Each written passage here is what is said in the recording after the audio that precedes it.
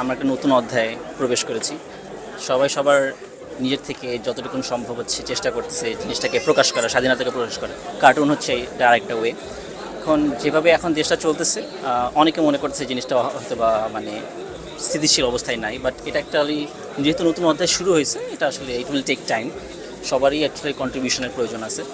সব দেশ তো আর একা চলবে না, দেশ তো একটা রাষ্ট্র একটা মানুষকে নিয়েই গঠিত হয়। তো সবাই যদি যতটুকু সম্ভব কন্ট্রিবিউশন করলে আসলে দেশটা আগে যাবে। আমার এতটুকুন বিশ্বাস যে সবাই নিজের জায়গা থেকে যতটুকুন করা যায় ততটুকুন করলেই দেশটা আরও সামনে আগে যাবে।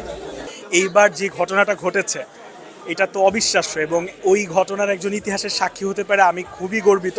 কিন্তু মজার ব্যাপার হচ্ছে ক্রিয়েটিভ সাইডে সবচেয়ে বেশি যেই জায়গাটা এসছে সেটা হচ্ছে আসলে গ্রাফিতি এবং র্যাপ গান। সো গ্রাফিতির ক্ষেত্রে আঁকা পুরোটাই যদি ধরি সেক্ষেত্রে পলিটিক্যাল কার্টুন তো আসলে গত 15 বছরে করাটা খুবই কঠিন ছিল। ইভেন আমি কিছু নিউজ পেপারে কাজ করেছি, আমি দেখতাম যে পলিটিক্যাল কার্টুনে আনার পর এডিটর হাসতে হাসতে বলতো দারুণ হয়েছে কিন্তু বাদ দাও। সো সেই জায়গা থেকে তো খুবই দারুণ, এবং এইরকম এক্সিবিশন হতে পারে পলিটিক্যাল কার্টুনে সেটা তো ভাবাটাই একটা কঠিন ব্যাপার ছিল।